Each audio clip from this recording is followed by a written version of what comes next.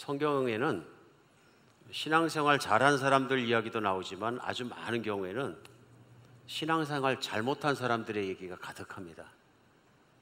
그만큼 신앙생활이 힘들다는 것을 하나님께서 보여주시는 것이라 저는 이렇게 믿습니다. 특별히 창세 때부터 시작해서 구약시대 그리고 신약시대 오늘날에 이르기까지 신앙생활이 얼마나 쉽지 않은가 하는 것을 우리 성경은 분명하게 증거해주고 있습니다. 특별히 구약 성경만 보더라도 아브라함의 후손으로 태어난 이스라엘 사람들은 하나님의 부르심을 받습니다. 그래서 하나님의 약속이 있고 하나님의 백성이 되고 하나님이 직접 그 아버지가 되시고 광야에서나 가나안 땅에서나 하나님께서 돌보시는 하나님의 백성이 됩니다. 큰 은혜죠. 근데 이스라엘 백성이 이렇게 큰 은혜를 받았음에도 불구하고 하나님이 그들과 함께 있고 말씀이 그들과 함께 있고 많은 것들이 또 하나님 보내주신 선지자와 가르치는 제사장들과 많은 지도자들이 그들과 함께 있었음에도 불구하고 백성들이 자꾸 비뚤어 나갑니다. 그리고 우리 새벽 예배 때 나누는 말씀이나 또 교회에서 함께 읽는 현재 성경을 읽고 보면 이사야 말씀인데요. 하나님께서 이사야라는 선지자를 통해서 이사야 1장부터 하신 말씀은 뭐냐면요, 참혹한 말씀입니다. 하나님의 자녀에게 직접 말씀하실 때 이스라엘 사람들에게 선포하신 말씀이 이 말도 구유를 알고 소도 구유를 안다. 그러니까 말과 소도 구유, 소위 밥통에다가 밥을 넣어주는 주인을 안다, 이렇게 말씀하십니다. 1장을 시작하자마자. 그런데 너희는 주인을 버리고 멀어졌다. 쉽게 생각하면 덕물만도 못한, 짐승만도 못한 이스라엘 사람들아 하고 말씀하십니다. 어떻게 생각하면 하나님이 자기 백성을 향해 너희는 짐승만도 못하다 이렇게 말씀하시면 이거 참담하다 생각할지도 모르겠습니다만은 그 이유가 명백한 것이 뭐냐면 하나님 말씀하실 때 너희가 나를 버리고 멀어져 갔고 내 말을 버리고 멀어져 갔다. 그래서 성전에 찾아와서 제사도 드리고 다 제사도 하는데 내 말을 따르지 않는다. 나를 거역하고 나를 멀어졌다. 그러시면서 착하게 살아라, 선하게 살아라, 약한 자들을 도와줘라, 뭐 그런 선행을 해야 되는데 살아갈 땐 악행을 하고 와서는 제사를 드리고 그런 모습을 내가 견딜 수 없다. 1장 말씀입니다. 나는 너희들의 위선을 견딜 수가 없다. 너희가 참 내 자녀이면 나의 영광답게 착하게 살고 이웃을 돕고 살고 선행을 하며 살아라. 그런데 왜 삶은 세상 사람 같고 선택받지 않은 사람 같으냐, 그것을 지적하고 있습니다. 신앙생활을 잘못한, 신앙은 생각으로만 관념 속에서 개념 속에서 믿어지는 것이 아니라 신앙은 그 뒤에 붙어있는 것이 중요한 생활입니다. 믿음은 믿음 자체로 있는 것이라 믿으면 삶이 달라진다. 하나님께서는 하나님을 따르는 자녀들의 믿음과 삶을 하나로 보고 계신 것을 우리는 알 수 있습니다. 삶이 만약에 그렇게 되지 않는다면 믿음이 없는 것이다. 그래서 왕왕 우리는 어쩔 때는 믿음과 삶을 분리하기 쉽습니다만은 성경에서는 철저하게 이것을 하나로 말씀하십니다. 그 사람의 삶을 보면 그 사람의 믿음을 알 수 있다. 그래서 구약 성경에서는 이스라엘 사람들의 삶이 믿음 있는 삶을 보여주지 못했다. 하나님을 버렸다, 따르지 못했다. 그래서 짐승만도 못하다 하는 삶으로 시작을 합니다. 그런데 하나님께서 은혜가 뭐냐면 짐승만도 못한 이스라엘 사람을 버리지 않으시고 당신의 목숨을 바쳐 사랑하셔서 신약 성경에 나타나는 것처럼 예수 그리스도께서 이 땅에 오셔서 생명을 걸고 그들을 버리지 않고 사랑하셨다는 것입니다. 하나님의 은혜죠. 신약 성경 넘어와서 보면 예수님 승천하시고 제자들을 만나 복음이 선포되고, 특별히 사도행전을 보면 사도 바울과 일행들마다 복음이 선포되는 것보다 교회가 생겼는데요. 그럼 이스라엘은 그렇다 그러고 교회는 그럼 완전했느냐? 교회도 완전하지 못했다는 것이 신약 성경 서신서에 확실하게 드러납니다.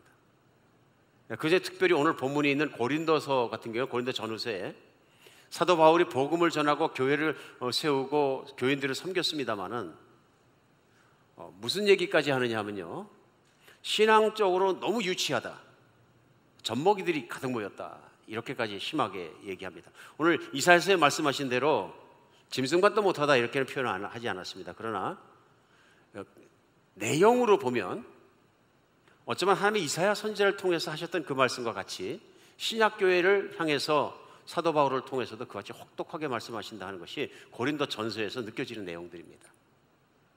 그래서 고린도 전서를 보면은 신앙생활을 잘못한 내용들이 조목조목 나옵니다. 조목조목 나오면서 이렇게 살면 하나님과 합당하지 못하다 분명히 지적하는 것을 볼 수 있습니다. 오늘 화두에 갑자기 신앙생활 잘못하는 성경의 이야기와 역사와 교회와 이런 얘기를 나누게 되기 때문에 혹시 우리 마음속에 낙심될지도 모르겠습니다만은 저는 이것이 하나님께서 이런 성경의 말씀을 주신 것이 오늘날 우리에게 굉장히 유익한 일이다 이렇게 생각합니다. 이런 것을 말씀해 주셨기 때문에 일깨워 주셨기 때문에 오늘 우리는 깨달을 수 있고요. 뿐만 아니라 하나님께서 그런 삶을 살지 않도록 삶의 기준과 원칙을 분명하게 주셨습니다. 그래서 우리는 오늘도 말씀을 찾아서 그 안에서 삶의 기준을 바로 발견하고 그 삶의 하나님 말씀의 기준을 찾아서 돌아갈 수 있는 길을 내어주신 것입니다.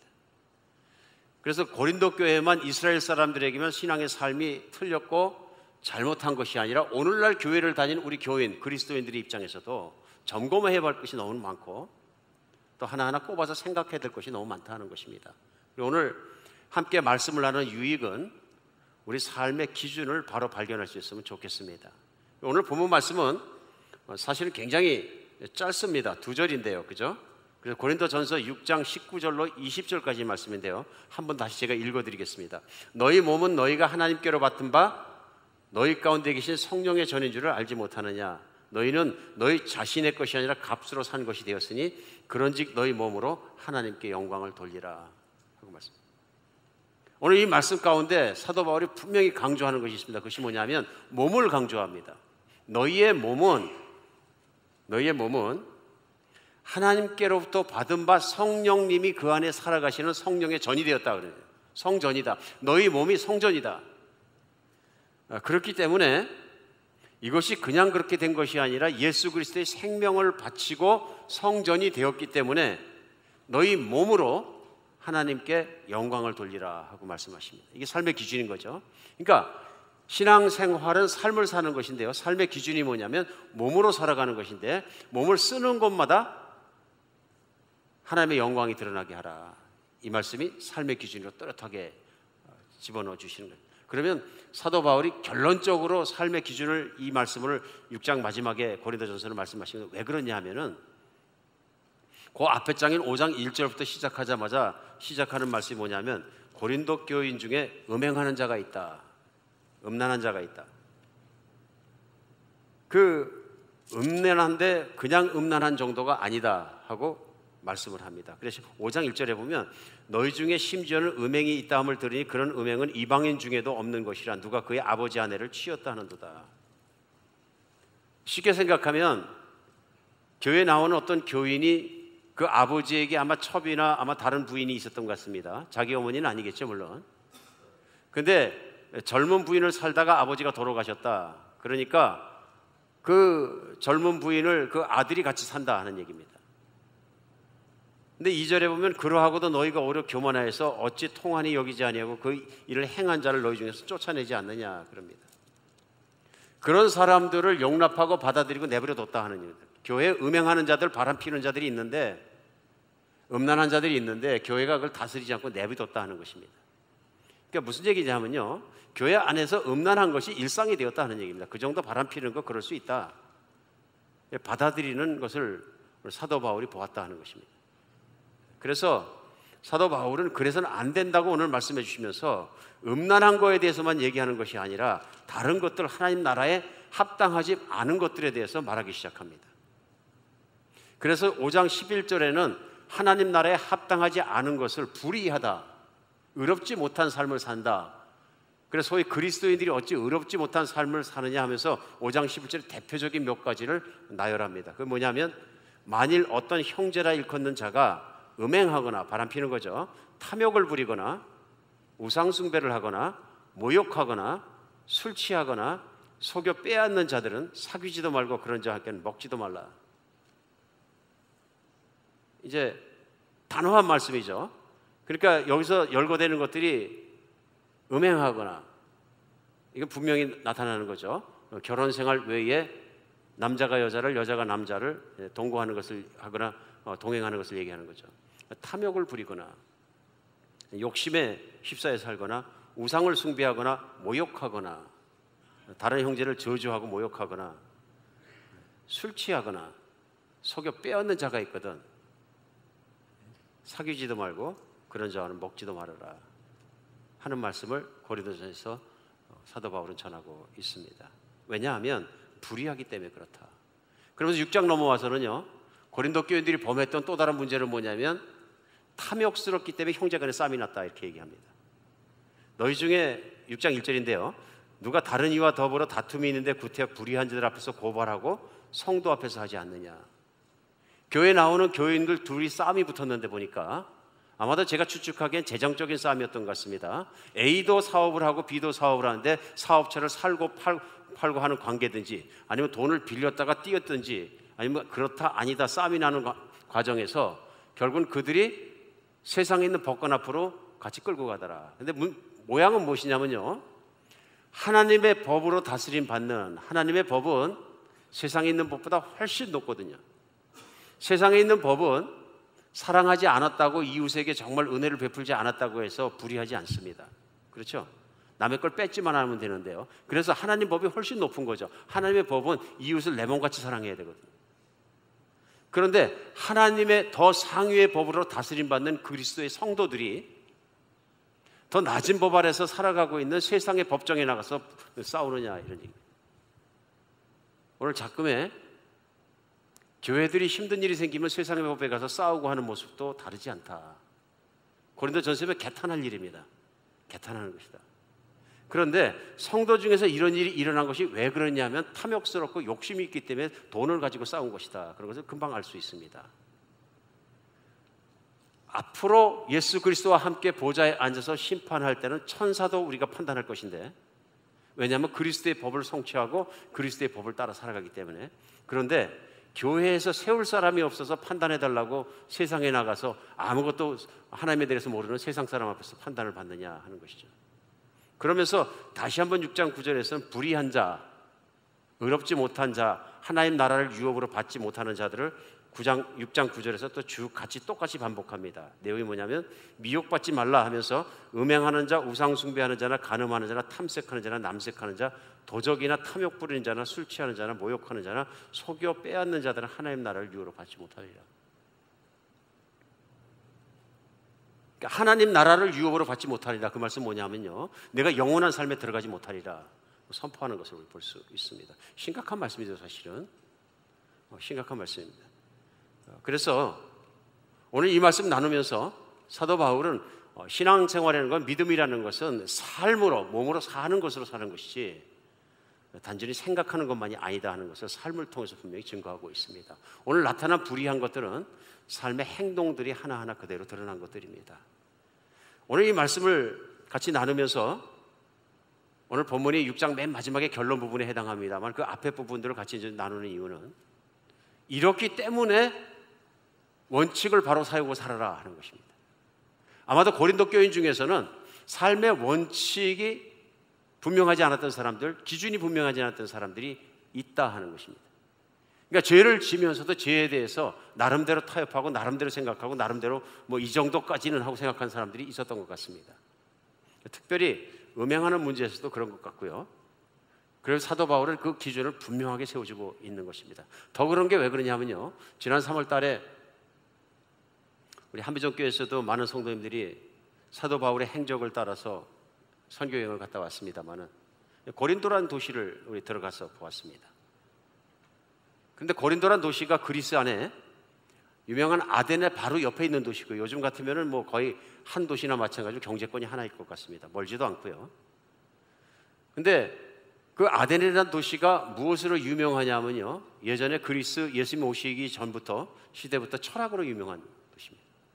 우상숭배로 유명한 곳이고, 신화로, 아덴의 그 그리스 신화로 유명한 곳이고요. 신전이 많은 것은 오늘도 유적지가 굉장히 많은 곳입니다.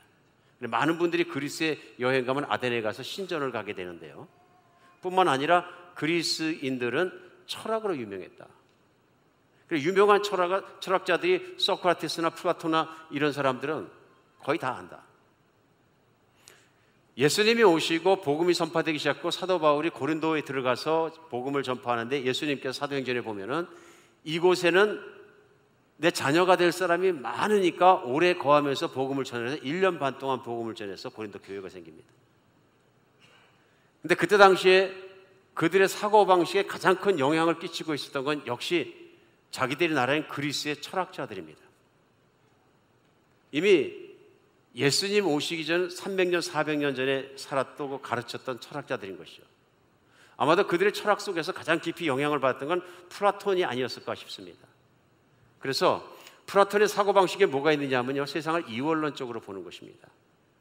그 보는 것이 뭐냐면, 플라톤은 세상은 보이지 않는 것과 보이는 것이 있는데, 사실은 세상에 보이는 것, 이 물질적인 모든 세계들은 보이지 않는 곳에 있는 것에 대한 환상이다. 진짜 중요한 건 보이지 않는 곳에 있는 리얼리티다, 이런 얘기입니다. 그래서 이데아라는 것을 통해서 이 세상에 그것을 뜻들을 계시해 주게 되는데, 이것으로 말미암아 우리는 이 땅에 살아가는 것이라 보이지 않는 것을 중요시해야 된다. 그래서 사랑과 덕스러운 것과 이런 것을 더 가치 있게 생각하고 추구하고 인생을 살아야 된다. 그것들을 철학사상 속에서 많이 가르쳤습니다. 그러다 보니까 기독교인들이 생각할 때는요, 기본적으로 나쁘지 않다. 예수님께서 천국에 앉아 계신데 눈에 안 보이는 것처럼 실제적인 일은 그 보좌 앞에서 다 일어나고 이 땅에 있는 건 환상에 지나지 않는다.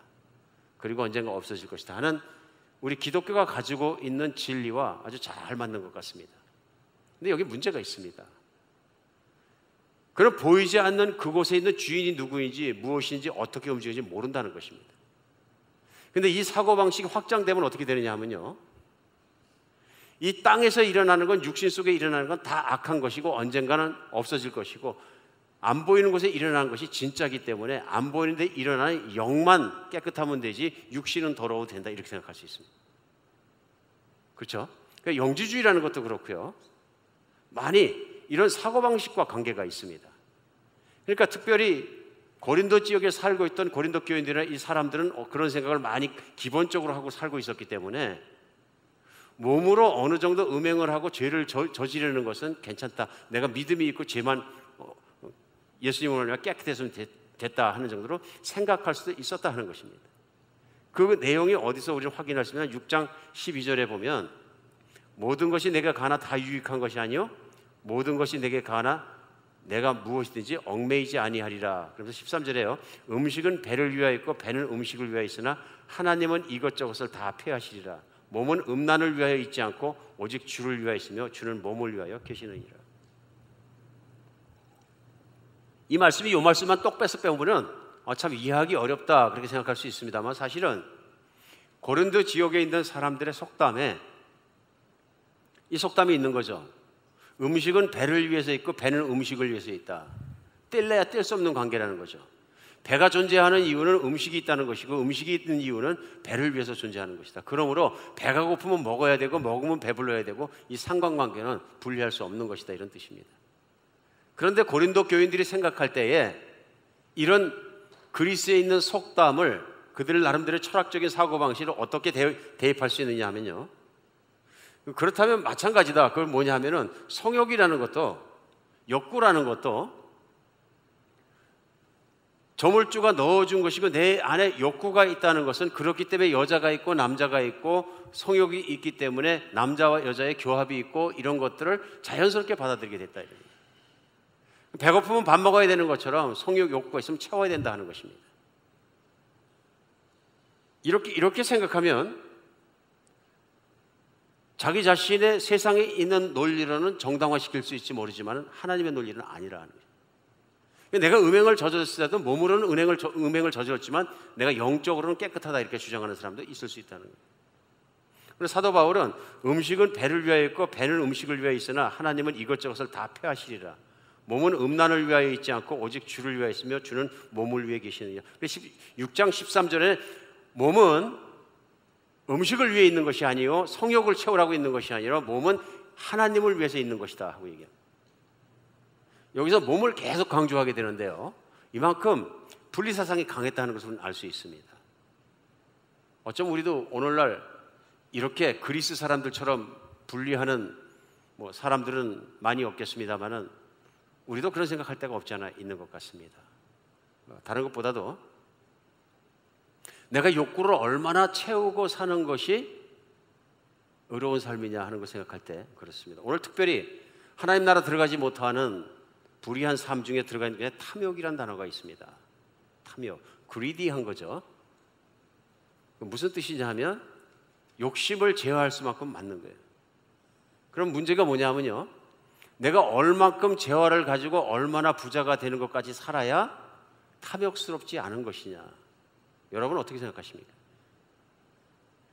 나는 탐욕스럽다고 생각합니까? 난 탐욕이 없다고 생각하십니까? 그럼 내가 얼마까지 벌어야 탐욕스럽지 않은 것입니까? 이랬을 때 기준이 모호해질 수 있습니다. 어디서 교회 설교 들으니까 사람은 갖고 싶은 걸 기도해서 믿음대로 많이 갖고 누리는 것이 하나님의 영광이 되고 덕이 되고 나타나는 것이 된다. 그럴 경우도 있다. 난 들었다. 그러므로 나의 비전은 세계 최고 부자가 되는 것이다. 그럼 우리 퀘스천은 이게 탐욕이냐 비전이냐?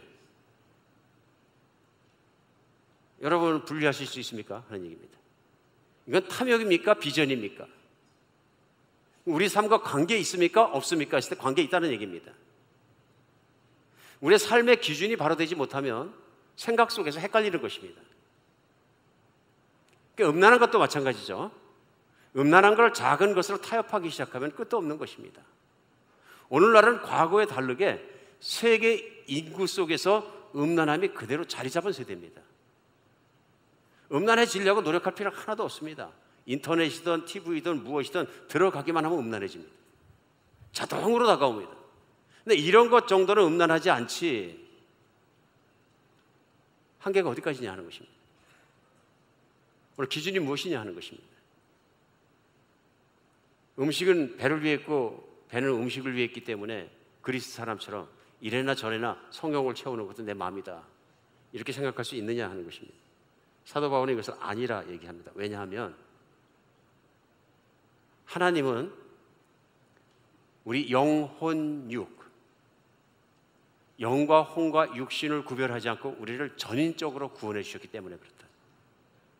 그리고 오늘 표현 가운데 무슨 말씀이냐? 너희의 몸을 구원해 주셨고 너희의 몸을 성전을 삼으셨다는 것을 오늘 본문 가운데 6장 19절 20절에서 강조하는 것입니다. 너희의 몸이 하나님의 성전인 것을 알지 못하느냐. 그러므로 몸속에 살아가는 동안에 그 몸을 통해서 하나님께 영광을 돌려드리는 삶을 사는 것이 마땅하다는 게 기준이다 하는 것입니다. 그럼 분명히 보이는 것이 있습니다. 돈을 많이 버는 것이 영광을 보여주는 것이냐, 돈을 적게 자제하고 버는 것이 영광을 보여주시는 것이냐. 이제 기준이 있습니다. 뭡니까? 내가 벌고 있는 그 돈이 하나님의 영광과 무슨 관계가 있느냐, 영광을 보여주느냐 하는 것이 이게 기준입니다. 돈을 많이 벌어도 하나님의 영광을 보여줄 수 있지만 그러면 내가 자족하고 내 삶에 사는 것이 있어야 된다. 내가 돈을 많이 벌었는데 버는 방법도 하나님의 영광을 보이지 않고 탐욕스럽게 끌어모았고 피해자가 있고 희생자가 있다면 나는 돈을 욕심으로 버는 자이다.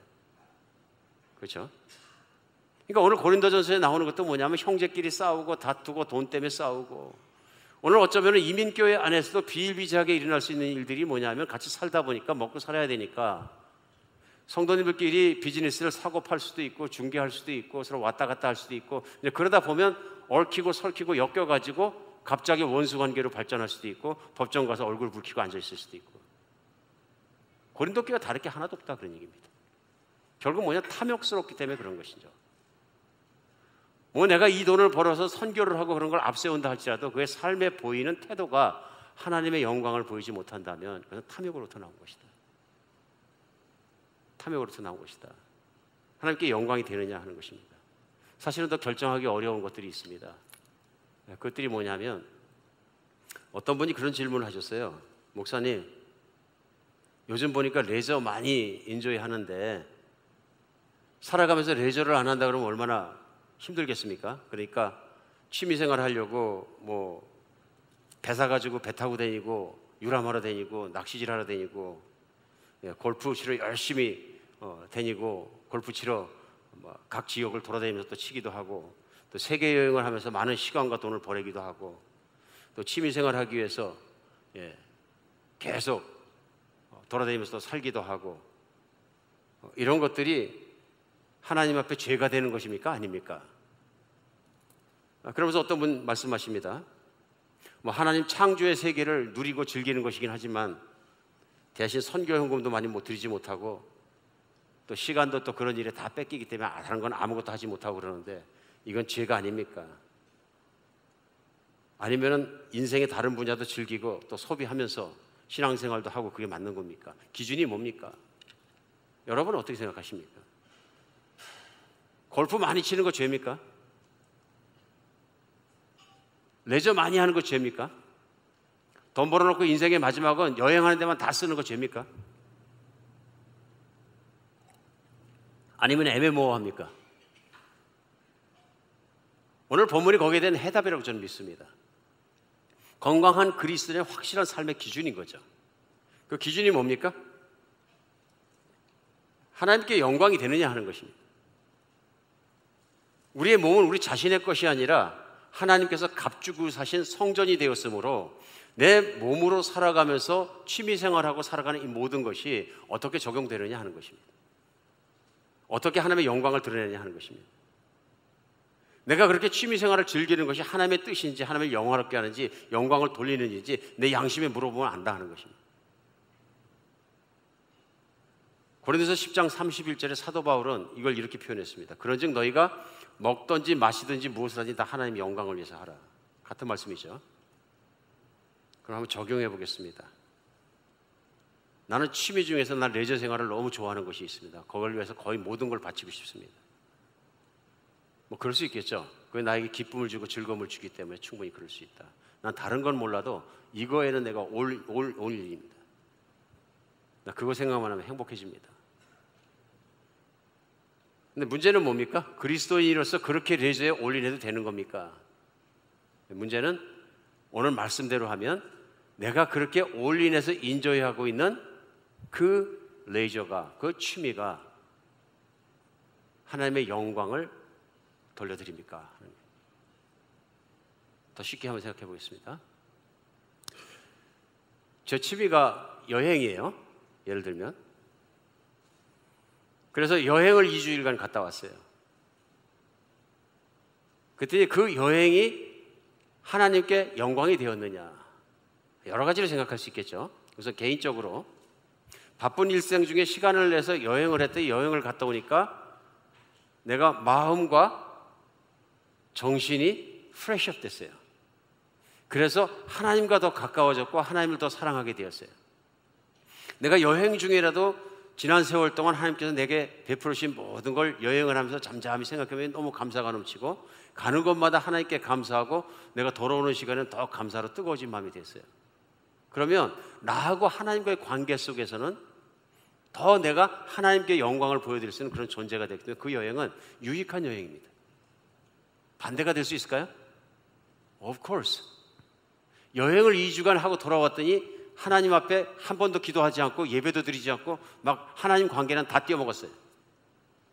여행하느라고 바빠가지고 그거 올인해가지고 다니다 보니까 하나님을 생각한 적도 없어요. 근데 여행의 시간이 지나갈수록 더 그런 것 같아요. 그럼 이 여행은 나에게는 하나님을 떠나게 하는 여행이 된 것입니다. 그렇게 어렵지 않습니다, 사실은. 뿐만 아니라 내가 즐기고 있는 레저나 취미들이 나 혼자 하는 게 아니라 같이 하는 경우가 많습니다. 가족과 같이 하고요. 친구들과 같이 하고요. 또 내가 같이 하게 하는 취미의 팀들과 같이 하게 됩니다. 그럼 다른 사람들에게 하나님의 영광이 보였느냐 하는 것이 그렇게 중요합니다. 골프 얘기를 나눴습니다만 골프를 많이 치는 건 죄가 아닙니다. 스포츠일 뿐이죠. 근데 그 골프라는 운동이 나를 얼마나 도움을 주고 하나님의 영광을 누릴 기회가 되었느냐 하는 것입니다. 아주 쉬운 거죠. 어떤 분은 골프를 나가서 같이 치고 있는 다른 세 분에게 한 팀 안에서 좋은 영향력을 끼칠 수 있어요. 다 알거든요. 저분은 누구누구 교회되는 집사님이야. 근데 골프 치면서 행동도 완전 집사님이에요. So nice. 남을 비방하지도 비꼬지도 스스로 보스팅해서 자랑하지도 않고 겸손할 뿐만 아니라 사람들의 마음을 보살펴주고 늘 그리스도의 마음으로 그들을 사랑하고 그런 모습이 보여서 안 믿는 사람까지도 야 교인 틀려. 골프 치는 자세가 틀려. 원래 골프는 매너가 좋은 운동 아닙니까? 신사운동이고 제가 어릴 적에 골프 친 적이 있는데 20대 후반 참 열심히 친 적이 있는데요. 그때 처음으로 배웠던 게 뭐냐면 매너에 대해서 배운 것 같아요. 얼마나 배려를 해야 되고 또 매너를 이렇게 보살펴 줘야 되는지. 꼭 그거 하잖아요. 골프에는 그런 거 있지 않습니까? 그린에 가서도 꼭 자기가 공 떨어진 자리에 싹 보수해 놓고 모든 매너가 있잖아요. 캐디면 캐디가 도와주면 캐디에 대해서도 매너가 있어야 되는 것이고, 근데 캐디를 종처럼 부리는 건 아니죠. 그 매너들이 있어야 되고 동참한 사람들이 매너를 잘 보여주는 게 골프인데, 이게 이제 매너가 망가지기 시작하는 게 왜 망가집니까? 경쟁하기 시작하면 망가집니다. 이기고 싶다, 저 사람보다 잘 치고 싶다, 걷다가 도박까지 하면 더 하죠. 심심하니까 내기 겁시다. 그럼 내기 걸어놓으면 어떻게 됩니까? 이제 왼수가 될 수도 있어요. 그렇죠? 또 어떤 사람들은 마음의 훈련이 안 되기 때문에 경건하지 않기 때문에 내기하면 이기는 재미에 자기가 이긴다 그래갖고 막 비양비양하죠. 또 화가 나니까 또 더 망가졌는데, 망가지니까 분노가 일어나고. 우리는 아주 쉽게 취미생활 속에서도 하나님 나라와 세상 나라를 왔다 갔다 하는 걸 금방 볼 수 있습니다. 하나님의 영광이 안 되는 거죠. 만약에 되게 세상 사람들이 하는 대로 취미를 즐기기 위해서 또 그대로는 또 재미가 없으니까 내기까지 걸고 또 옥신각신 하다가 끝나고 나서 술 한잔 먹고 또 막 싸우고 그랬다면 이건 세상 사람인 거죠. 취미 그 자체가, 레저 그 자체가, 그 생활 자체가 악해진 거죠. 골프가 문제가 아니고요, 태도가 문제인 거죠. 어떤 거는 그려진 시간과 돈의 문제도 아닌 것도 많아요. 아무리 시간과 돈이 많이 들었더라도 하나님의 영광을 위해서 한 일은 그것이 참으로 복되고 좋은 일을 추천할 만한 일인 것이고요. 돈을 아무리 적게 썼어도 내 마음이 뺏기고 하나님을 따라가는, 하나님을 섬기는 일에서 멀어졌다면 잘못된 것이죠. 여러분들, 우리 삶 속에서 어쩌면 우리가 하찮게 생각했던 그것들이 우리의 인생으로 남습니다.